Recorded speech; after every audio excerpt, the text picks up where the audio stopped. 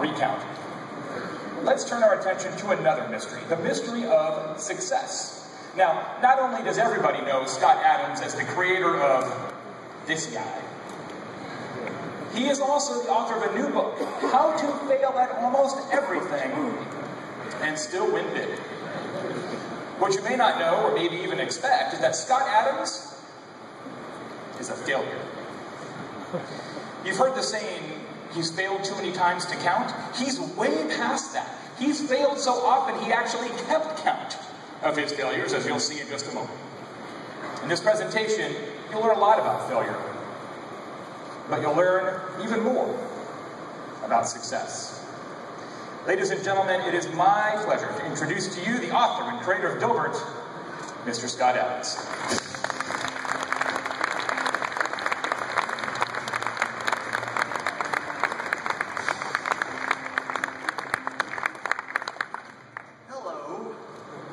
How many of you have ever seen a Dilbert comic strip? Well, if you've seen a Dilbert comic strip, then you know what failure looks like. But today, I'm going to give you a template for success. I would like to warn you in advance that you should not take any advice from cartoonists. If you have ever taken any important advice from a cartoonist, there's a really good chance it didn't work out. So what I'd like you to do is to look at my template for success and compare it to the crap you've been told before and make up your own mind. All right, my template for success has three main components. Starting with, goals are for losers. Passion, totally overrated. But luck can be manipulated. Well, sort of. I'll explain that. First, a little context. I have failed many times, 36 times that I counted, and that's just in the business realm, right? If I gave you my personal failures, that would be a whole other presentation here. I'm going to show them quickly. I don't want you to dwell on them, but they range from failures in real estate, physical businesses, internet businesses, startups. I've got intellectual property failures, movies, television shows that didn't work out. Got just about every kind of failure.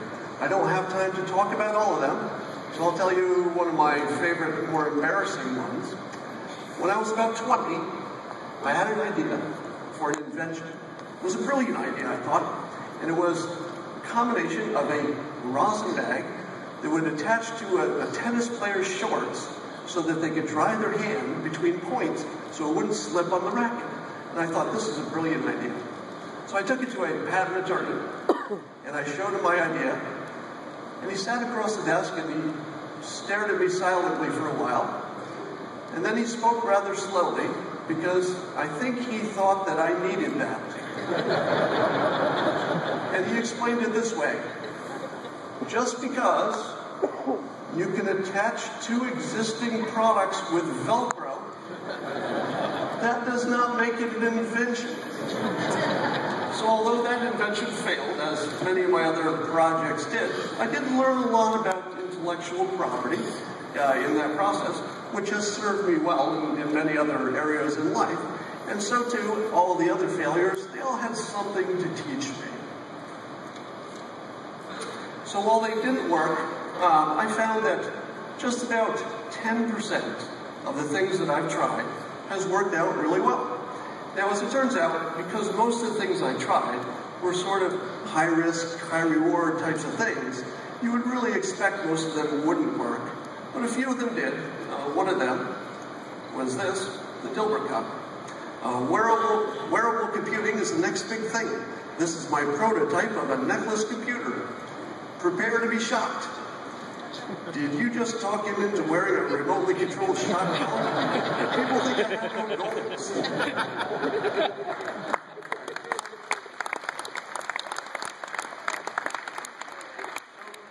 Speaking of goals, 100 years ago, when things were simple, goals made a lot of sense, right? So if you were a farmer and you said to yourself, I think I need to clear 40 acres before winter, and that was your goal, That was very clear, it was simple. You knew that your farm next year would look a lot like your farm this year, with the exception of the 40 acres that you cleared. Everything was kind of predictable, it was simple. But today, just imagine the complexity of your cell phone. All right, you got to pick a carrier, you need a voice plan, a data plan, you got your 4G, your Wi-Fi, your apps. There's more complexity in your pocket today than the farmer's entire operation. So in this context of today, where everything's changing, you know, your life is changing, at the same time the environment is changing, having a goal is sort of like being on a horse that's galloping with a bow and arrow. You're trying to shoot at a target that's somewhere off in the forest, in the fog. The target is also moving at the same time, and you only brought one arrow. Now, sometimes you'll hit that target. It means if enough people with enough horses shoot enough arrows, somebody's going to hit a target, right? And that person will write a book and say, goals. It's a good thing I had a goal. Right? But the odds are not that good. The odds of hitting that target in this complicated world where everything's changing at the same time. Another problem is that when you're focusing on your goal, and really that's the whole point, right? If you have a goal, you're focusing on it. Otherwise, what would be the point? But while you're looking at it, maybe there's stuff out here that you're not looking at that could have been better than whatever your goal was. So you might be missing a whole bunch of stuff that are great opportunities you just didn't notice. So given these limits of goals, what's better? What's better than a goal? Well, I would recommend a system. And I'll define a system this way. So it's something that you do on a regular basis that improves your odds, but not in a way that has a specific goal. In other words, your odds of success are better, but you don't know exactly where this is heading yet. And importantly, this is really the key to it, you want to make sure that your personal value is increasing even if your projects are failing miserably. Because in the long run, that improvement in your value and the odds are going to work out well. Let me give you some examples of a system versus a goal. When I was in high school, I had a friend, Manuel. Manuel and I both liked girls, and we both wanted to have girlfriends. But we had two very different approaches to this. I had what I would call sort of a goal-oriented approach at the time. I would pick a specific girl that I thought I wanted to make my girlfriend. And I would spend months trying to figure out how to run into her accidentally and find out where her friends are and what interests she had. And after my months of planning and preparation, usually I would discover that one of three outcomes were possible. Number one, she would say, I have a boyfriend. Number two, she would say, I do not like you. But sometimes, and this is the important part, sometimes, and it didn't happen a lot, sometimes she would say, I have a boyfriend and I don't like you.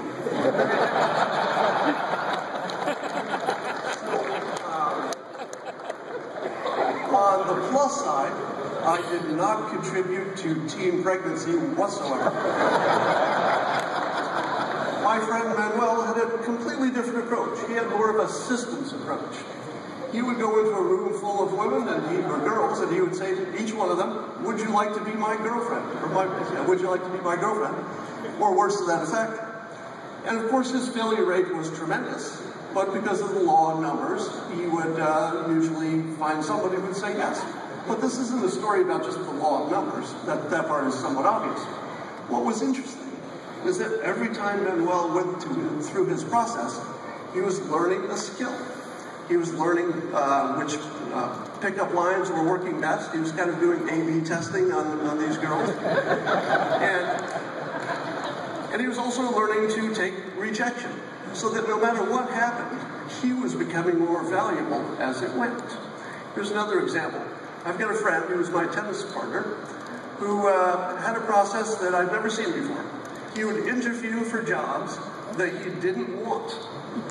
Right? They would be jobs that paid substantially less than he was already making, or jobs that had unpleasant commutes. There were things he would never take, even if offered to him.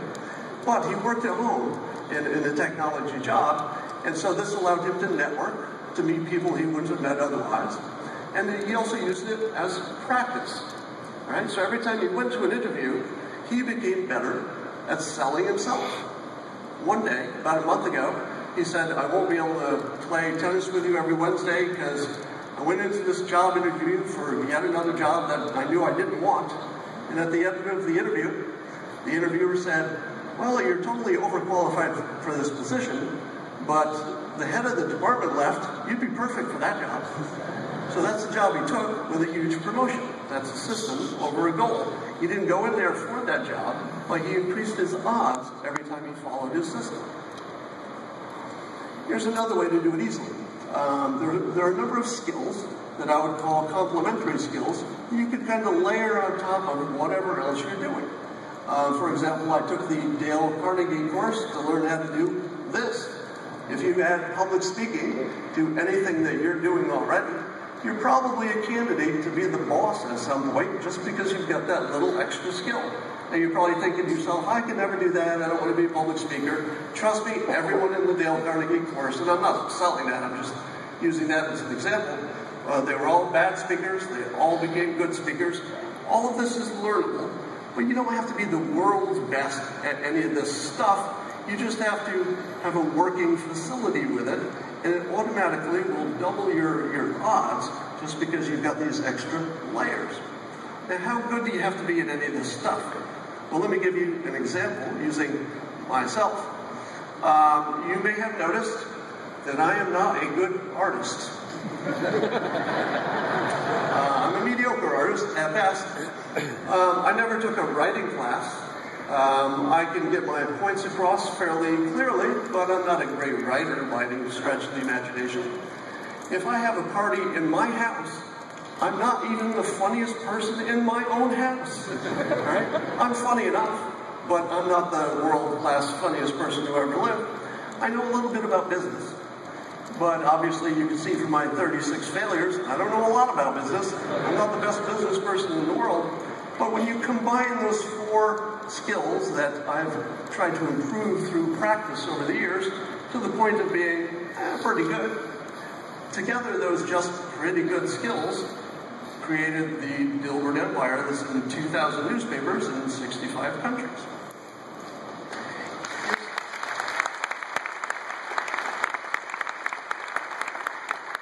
Here's another example, more from your personal life. It's the difference between a diet goal and a system. All right. Again, I warn you not to take any health advice from cartoonists. Bad idea. These are simply examples of a goal versus a system. All right. Your goal might be, I want to lose 10 pounds. Right. I'm going to use my willpower. I'm going to resist the cookie. Resist the cookie. It's hard. And everybody knows. The people who try to use their willpower to lose 10 pounds, sometimes it works, but keeping it off is going to be pretty hard. Compare that to a system. So a system might be, for example, that you try to replace your need for willpower, which science has now shown is a finite resource during any given day. If you use up your willpower trying to resist eating, you'll have no willpower left to resist whatever else bad temptations you've got. So if you could replace willpower with something else, such as knowledge, that'd be a good thing, right? So this is the system I use. Let me give you an example of how you could replace willpower with knowledge. You probably all know that vegetables are more healthy than cake, right? So everybody knows a little bit about food. But let's say you went to the salad bar, and you had a choice between pasta and a white potato, right? And you wanted to watch your waistline, and let's say you liked them about equally well. How many of you, by a show of hands, would pick the pasta? How many of you would pick the potato? How many of you don't want to raise your hands because you would be embarrassed by the answer? All right, the answer is pasta. Pasta has a much lower glycemic index. And so it is that if you learned as much as you could about food, simply knowledge would allow you to make choices that would help you not need willpower. So if you go to the salad bar and pick the potato, I pick the pasta, you get fat, I don't, you say to yourself, man, that cartoonist, he's got a good metabolism, doesn't he? but that won't be the case.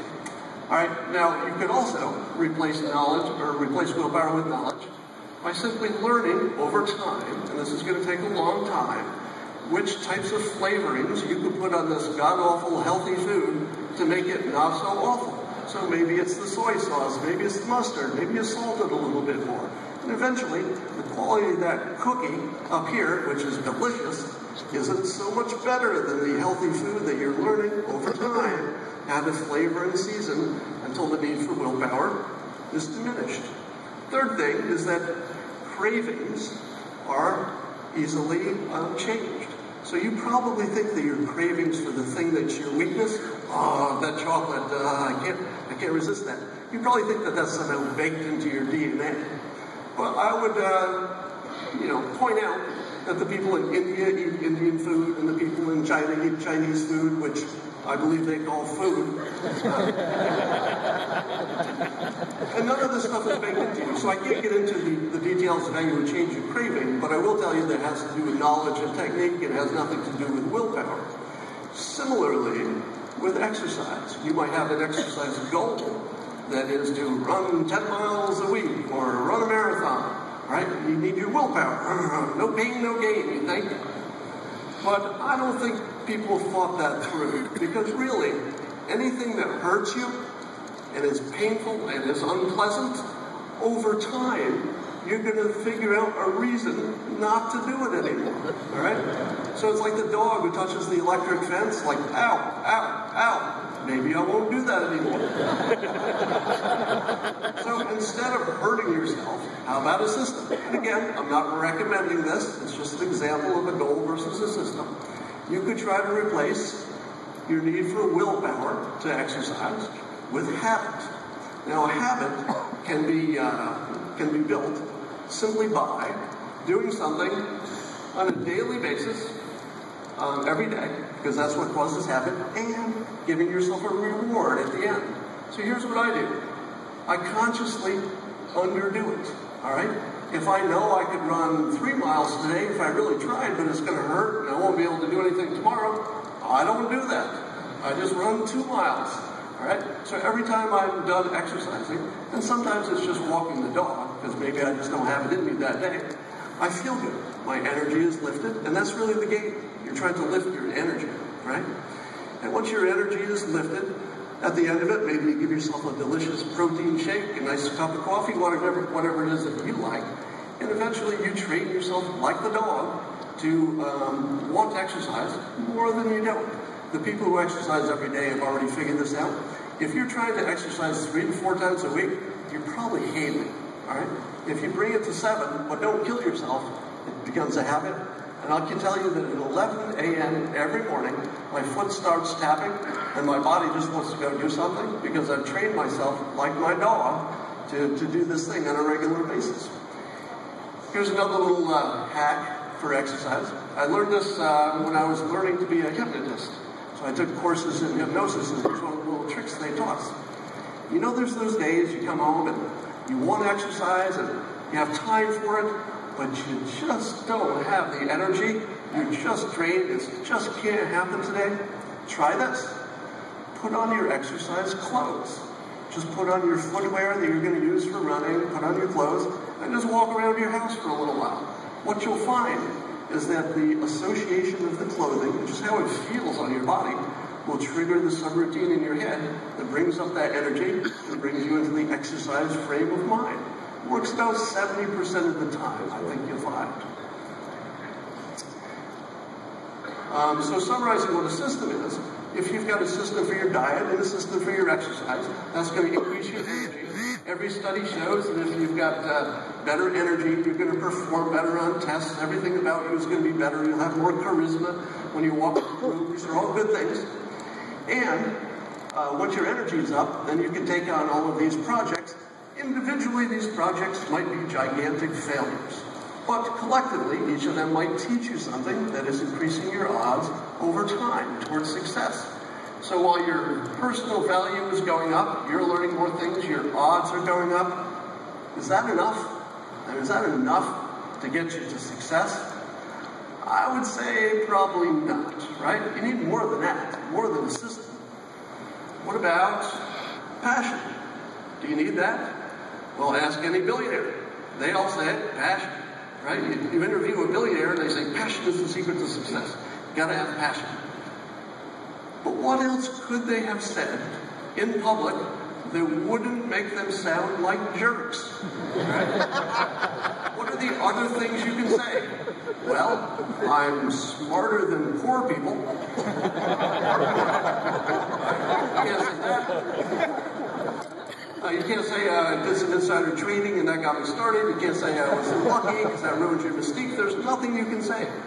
I had a boss when I was a commercial lender at a bank years ago who said, the guy you don't want to give a loan to is the one who has passion. He said, he's in it for the wrong reason.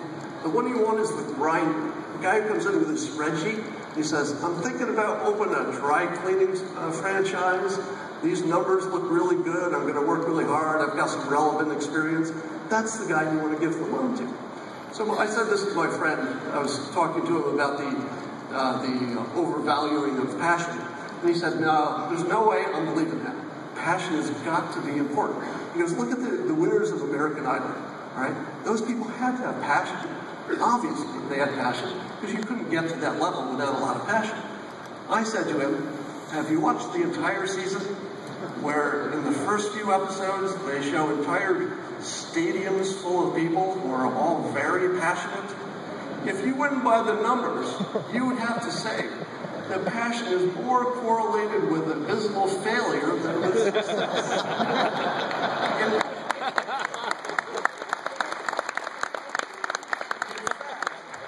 I would go so far as to say that the formula for success, whatever that might be, you could probably pick out passion, that variable, and everything would be just about the same.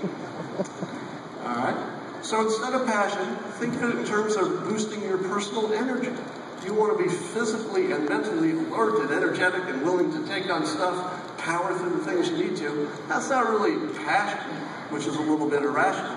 But physical energy is a good thing if you're working with a system. Now, I'm double mugging because I heard that passion is necessary for success.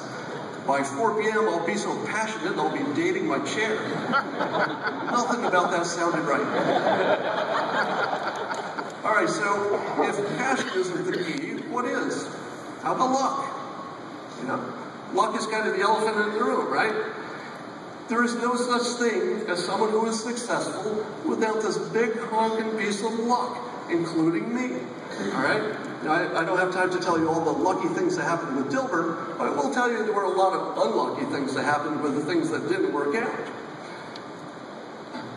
But luck, you can't really control it, right? It's like lightning. You know, lightning does what lightning's going to do. Hit you or it doesn't hit you. Isn't that true? Well, kind of. But if you wanted to get hit by lightning, it would help to go outdoors in a rainstorm. And if that wasn't enough, because it really isn't, you could go on top of a mountain. You could hold a lightning rod. And if one lightning rod isn't enough, you could plant a whole bunch of freaking lightning rods, network them together, hold onto one, and wait for it to rain. Because you can't directly control luck, but you can certainly move from a game that has bad odds to one that has better odds. All right? A researcher named Dr. Richard Wiseman studied luck and lucky people, and he was trying to find out if there's any such thing as luck. Of course there isn't. But he did discover an interesting thing. He found that people who considered themselves lucky, people who feel like luck is going to find them, had a wider field of perception. Not vision, but just what they perceived. They would literally notice opportunities that other people wouldn't notice because they weren't expecting any opportunities to be there. And here's the cool thing. He found that you could take someone who thought they were unlucky and just make them do kind of positive thinking exercises. It didn't matter if it was affirmations or prayers. The technique didn't matter so much. It was just if they got their mindset that luck was out there, if they would just look for it, they would actually notice more things, right? So, if you have a choice between a goal and a system, if it's a simple situation that's very predictable, goal might be fine. But in the complicated world where you're looking at Where's my career going? What do things look like next year? Very unpredictable. Maybe you need a system to boost your odds overall so that luck can find you. Passion, a little bit overrated, but definitely work on your health and your energy. If you don't have that, it's going to be tough to get anything done. Luck, can't manage it directly, but you can change the game. All right, I'm going to take you out on 4 different comics. Some of them have actually something to do with this content. What is the key to success? Hire the right employees. How do you know you hired the right ones? You know because the business is successful. So the key to success is circular reasoning? Yes, because circular reasoning is the key. I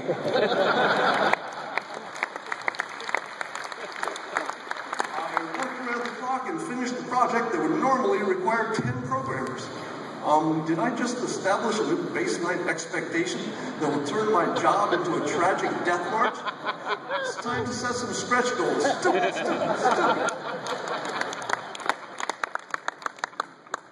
Experts say lazy employees are the best because they know how to find shortcuts.